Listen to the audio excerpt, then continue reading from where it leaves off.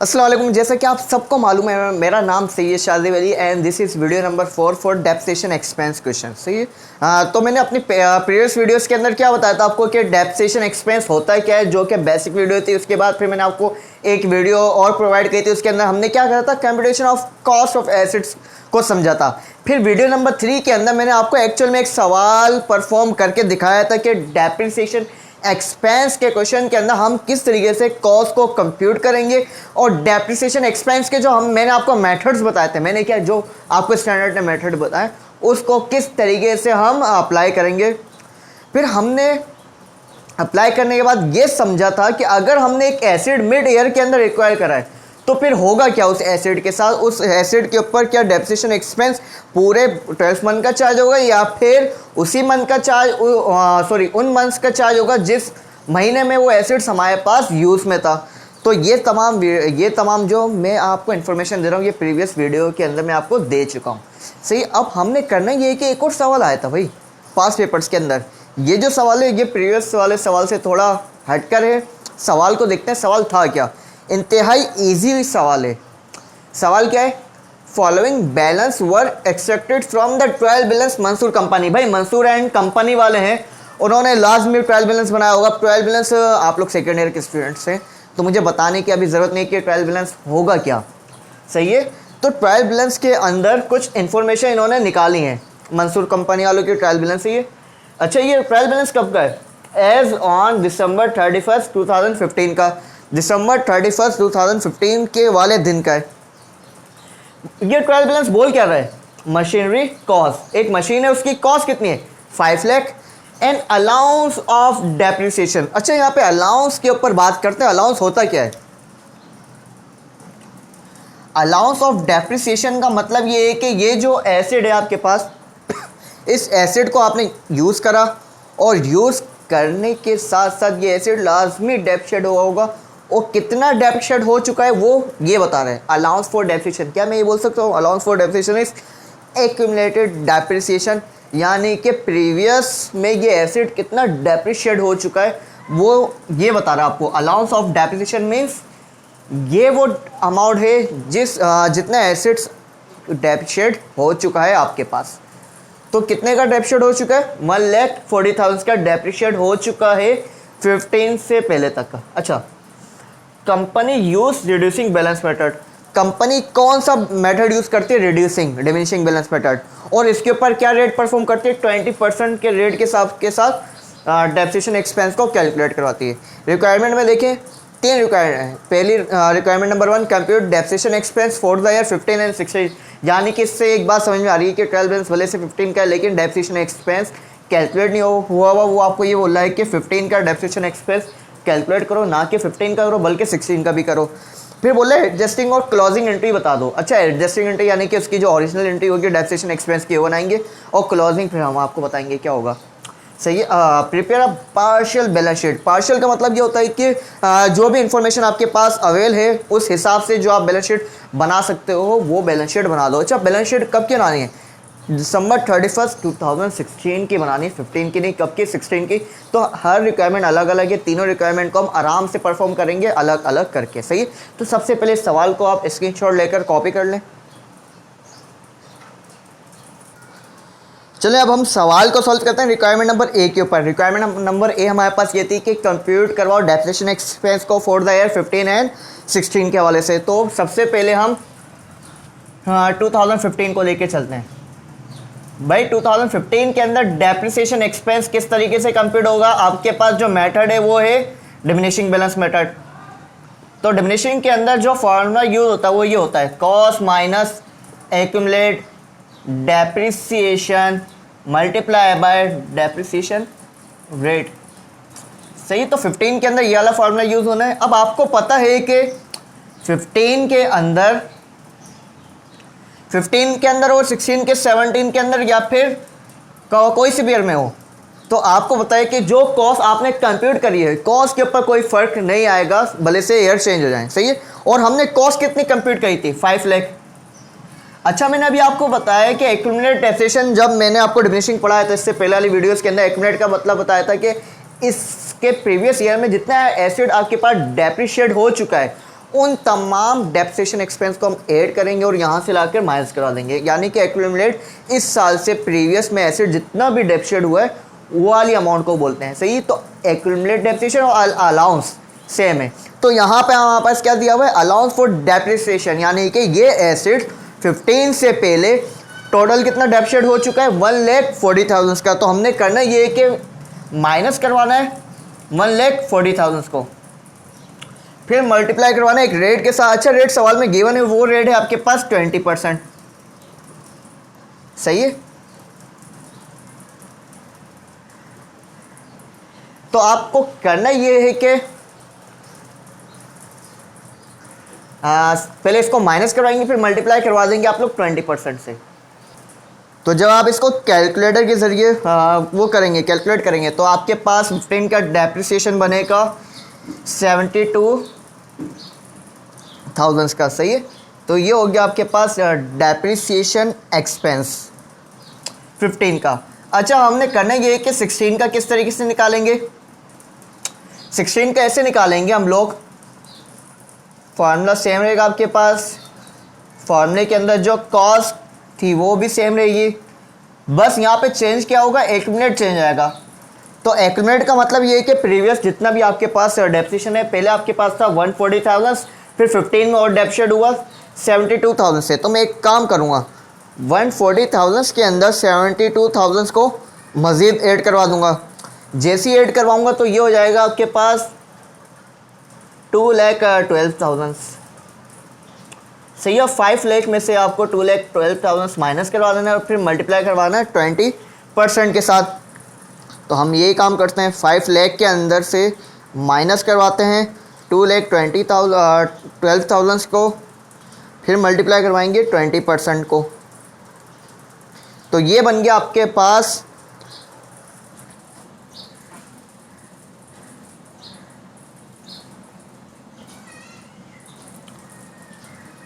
57,600। सही, अब यहाँ पर आपके पास ये आकर मेथड भी प्रूफ हो जाता है, क्योंकि इस मेथड का नाम है रिड्यूसिंग बैलेंस मेथड। तो आपके पास 15 में देखें कितना आया डेप्रिसिएशन और आपके पास 16 में उससे थोड़ा कम आया है। तो पेपर में सिर्फ यही करना था। रिक्वायरमेंट नंबर ए के अंदर क्या करना है, कुछ नहीं करना, डेप्रिसिएशन एक्सपेंस को कंप्यूट करना है। किस मेथड से कंप्यूट करना है, रिड्यूसिंग बैलेंस मेथड से कंप्यूट करना है। बस यहाँ पे एक्यूमुलेट डेप्रिसिएशन है, सवाल में आपको अलाउंस फॉर डेप्रिसिएशन दिया हुआ है, दोनों का मतलब यहाँ पर एक ही है। सही है, तो पहले आप इसको कॉपी करें, हम रिक्वायरमेंट नंबर बी के ऊपर जाएंगे।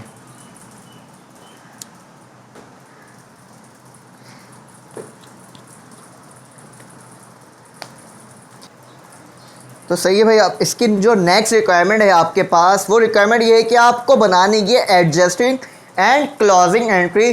कब की बनानी, ऑन December 31, 2015 की। अब यहाँ पर ये पहली बात तो ये है कि एडजस्टिंग क्लोजिंग एंट्री बनेगी कहाँ, ये आपके पास बनेगी जर्नल्स के अंदर। जर्नल का मतलब है आपके पास ये एक सबके लिए है, यानी कि तमाम एंट्रीज़ के लिए ये जर्नल हमने मेंटेन करा हुआ है। अच्छा, यहाँ पे ये बोल रहा है कि एडजस्टिंग क्या बनाओ। एडजस्टिंग का मतलब इसकी जो ओरिजिनल एंट्री है पहले वो बनाओ आप। तो कैसे बनाएंगे, हमने बनानी है 31 December 15 की। अब यहाँ पर पहली दफ़ा आप एडजस्टिंग एंट्री में साथ सीख रहे हैं डेप्रिसिएशन एक्सपेंस के वाले से, और वो एंट्री क्या बनती है, depreciation expense is debit and allowance for depreciation is credit. Depreciation is credit. सही है, अब यहाँ पर वर्ड आया अलाउंस, तो सर क्या ये कौन सा अलाउंस होगा, ये तमाम अलाउंस होंगे या फिर 15 के अंदर जितना डेप्रिसिएशन एक्सपेंस हो ये उस अमाउंट वाला अलाउंस होगा। ये जो 15 के अंदर जितना डेप्रिसिएशन एक्सपेंस आपके पास आए ये वही वाला अलाउंस होगा। तो यहाँ पर हमने 15 के अंदर कितना डेप्रिसिएशन निकाला था 72,000, तो ये हुआ आपके पास 72,000 से।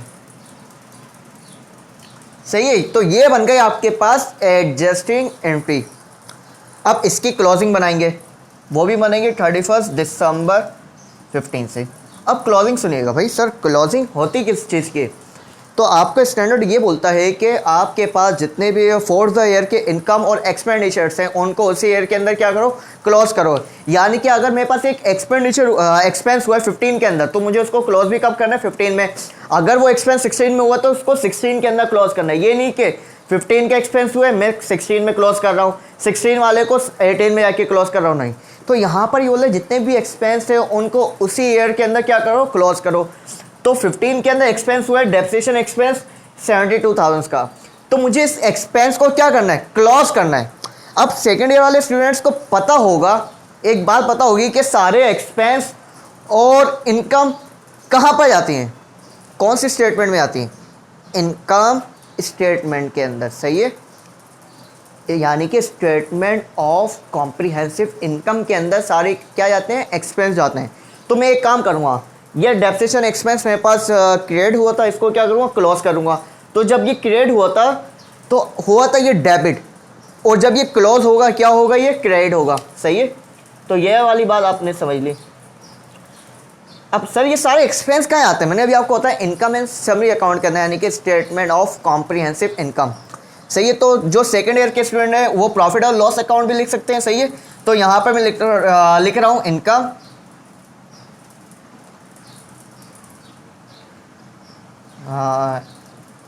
सही है, sorry profit and loss account लिख लें, सही है, ताकि कोई गलती ना हो। तो यहाँ पर हो गया आपके पास 72,000। अब सर ये 72,000 कहाँ चले गए, स्टेटमेंट ऑफ कॉम्प्रिहेंसिव इनकम में जाएंगे, और कौन से हेड के अंदर जाएंगे, ये जाएंगे ऑपरेटिंग एक्सपेंस के हेड के अंदर, सही है।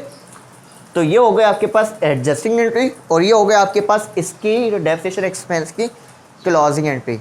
आई होप ये क्लोजिंग आपको समझ में आई होगी, सही है। अगर इस हवाले से कोई भी सवाल है वो कमेंट्स में मुझे बताइएगा। तो ये हो गया आपके पास रिक्वायरमेंट नंबर बी की, सिर्फ क्या करना था, एडजस्टिंग एंट्री और क्लोजिंग एंट्री बनानी थी, सही है। अब हम आएंगे रिक्वायरमेंट नंबर सी के ऊपर। सही, अब आप लोग के पास रिक्वायरमेंट नंबर सी क्या थी, बैलेंस शीट बना दें पार्शल। अब पार्शल का मैंने आपको ये बताया है कि सवाल के अंदर जो भी इंफॉर्मेशन आपके पास अवेलेबल है उस हवाले से बैलेंस शीट के अंदर जो भी कंपोनेंट्स आते हैं उसको आकर ऐड करवा दें। तो अब हमने करना ये कि बैलेंस शीट बनानी है, सही है। अब हम सबको होता है भाई बैलेंस शीट के आप बेसिकली दो साइड्स हैं, एक है आपके पास एसेट साइड और एक है आपके पास लायबिलिटी प्लस कैपिटल साइड।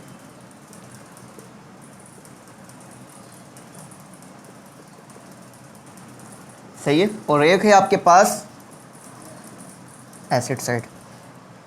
अब सर मुझे ना तो लायबिलिटी पता है इस सवाल में और ना ही अभी कैपिटल का पता है, तो यहाँ पर मैं कुछ नहीं करूँगा, मैं एक काम करूँगा, मुझे एसेट्स के हवाले से इन्फॉर्मेशन पता है और एसेट भी सिर्फ एक ही पता है, मशीनरी का पता है। तो यहाँ पर मैं लिखूँगा मशीन।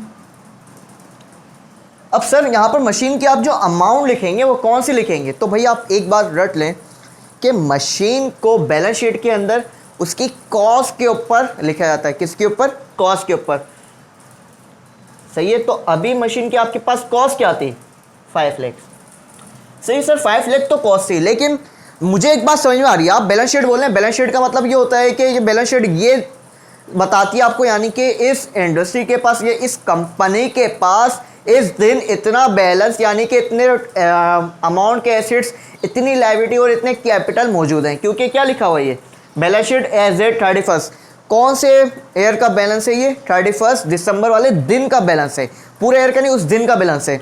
तो सर 31 दिसंबर 2016 में ये मशीन 5 लाख की थोड़ी थी, ये डेप्रिसिएट हो गई थी। तो इसको इसकी ओरिजिनल अमाउंट के ऊपर दिखाएं तो भाई दिखा देंगे, इसमें कोई इतना बड़ा मसला नहीं है। लेकिन एक बात आप यहाँ पे अपने माइंड में बिठाएं कि मशीन को तो पहला उसकी कॉस्ट के ऊपर दिखाएं, सही है। फिर आप क्या करेंगे, इस कॉस्ट में से माइनस करवाएंगे अलाउंस ऑफ डेप्रिसिएशन को, जितना भी मशीन के ऊपर चार्ज हो चुका है। तो यहां से मैं लेस करवाऊंगा अलाउंस ऑफ डेप्रिसिएशन, सही। अब यहाँ पर ये बात आपको दिखाना लाजमी है कि मशीन की एक्चुअल में कॉस्ट क्या थी, फिर उसके ऊपर कितना अलाउंस चार्ज हो चुका है, सही है। तो आप क्या करेंगे, इस अलाउंस को यहाँ से लेस करेंगे, तो यहाँ पर इस मशीन की बुक वैल्यू आएगी, सही। अब सर ये अलाउंस फॉर डेप्रिसिएशन कैसे निकालेंगे, सिंपल है निकालना। आप कौन से दिन की बैलेंस शीट बना रहे हैं? 31 दिसंबर 2016। तो आपको एक बात बताइए, ये मशीन आपने 15 में परचेज 14 में करी थी। 14 ये समझें कि आपको अभी नहीं पता कि 14 में परचेज करी थी, कब परचेज करी थी, लेकिन जब आपके पास सवाल था तो ये बताया था कि ट्रायल बैलेंस जब आपने बनाया था तो ट्रायल बैलेंस के अंदर एक बात आ रही थी। वो बात ये थी कि इस मशीन के ऊपर अलाउंस चार्ज हुआ हुआ है 1,40,000 का। सही है। तो हमने फिर क्या बोला, हमने 15 का क्या निकाला, डेप्रिसिएशन एक्सपेंस निकाला, क्योंकि ये जो 140,000 से आया था इसके अंदर 15 का डेप्रिसिएशन एक्सपेंस इंक्लूड नहीं था। सही है।